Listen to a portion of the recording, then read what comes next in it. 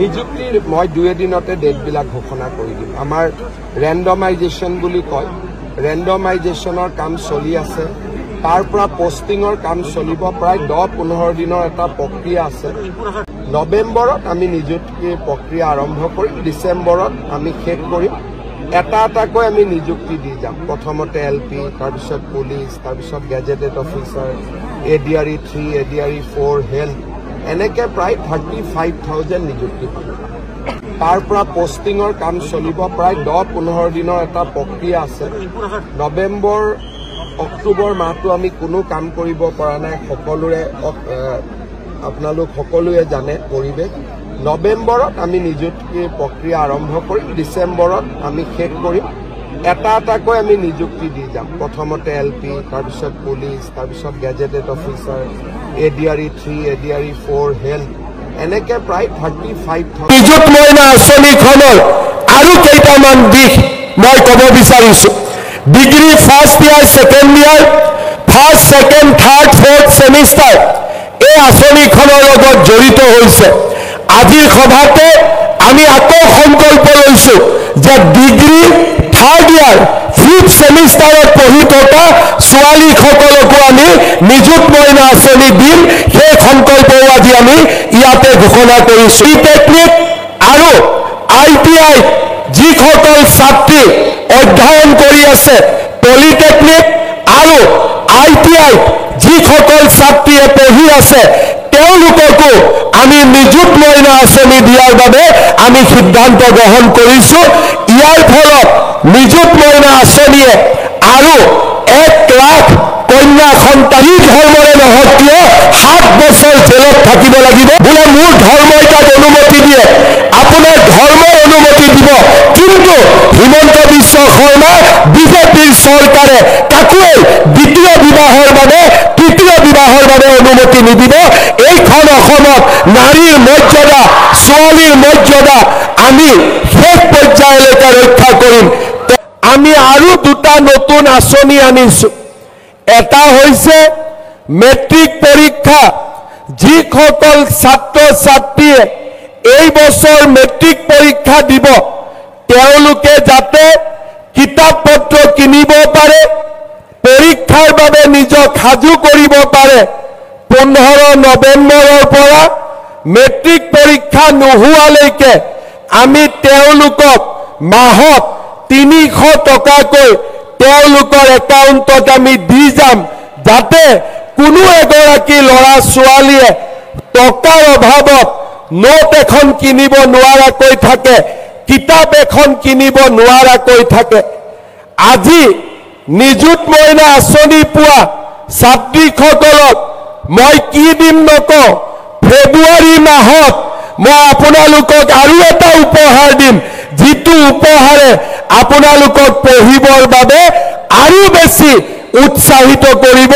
আজি মই নকওঁ, সেয়া মই ফেব্ৰুৱাৰী মাহত আপোনালোকক নিজে নিযুত মইনা আঁচনিৰ লগত আৰু এটা ভাল উপহাৰ মই আপোনালোকলৈকে পঠাম, যাতে আমি সকলোৱে নিজৰ পঢ়া শুনাত আমি সকলোৱে ধৈৰ্য আৰু মনোযোগেৰে সৈতে আগবাঢ়ি গৈ থাকিব পাৰিম।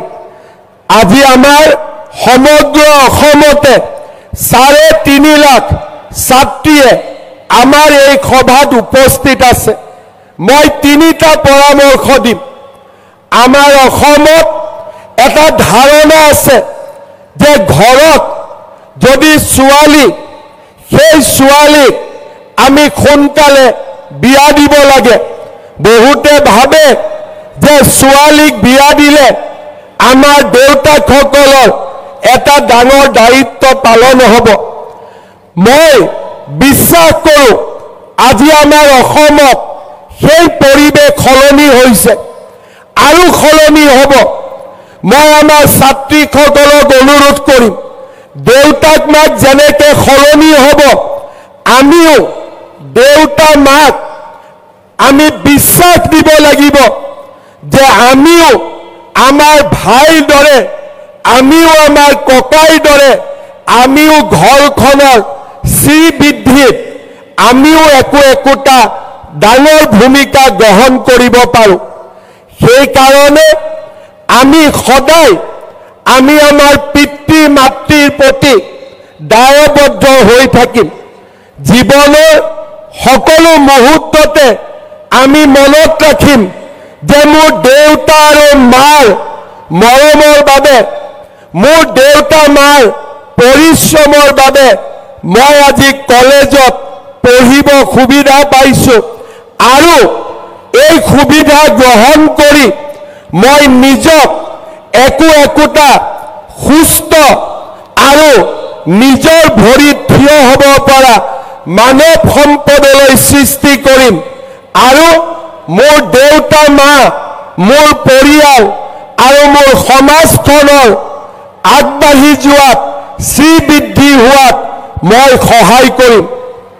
মোৰ মৰমৰ ছাত্ৰীসকল, এইখন আমাৰ অসম, এইখন অসম আমি বহু দূৰ আগুৱাই লৈ যাব পাৰোঁ। এইখন অসমত আজি আমাক এটা পৰিৱেশ লাগে, যি পৰিৱেশত আমি স্নেহৰ কথা ক'ব পাৰোঁ, মৰমৰ কথা ক'ব পাৰোঁ, এখন আত্মবিশ্বাসী ৰাজ্য হিচাপে আমাৰ ৰাজ্যখনক সৃষ্টি কৰিব পাৰোঁ।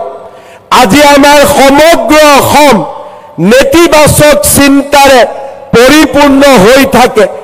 এচাম হতাশগ্ৰস্ত লোকে নেতিবাচক চিন্তাৰে সমাজখনকো হতাশগ্ৰস্ত কৰিব খোজে।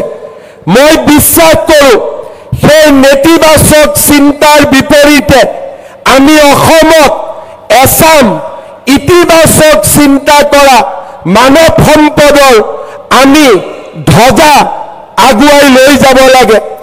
আন্ধাৰ সকলোৱে দেখে, কিন্তু আন্ধাৰৰ মাজত কোনোবাই যদি মিঠাতেলৰ চাকি এটাও জ্বলাব পাৰে, সেইজনেই হৈছে আলোকৰ সন্ধানী, সেইজনেই হৈছে ইতিবাচক চিন্তাৰ ধ্বজাবাহক।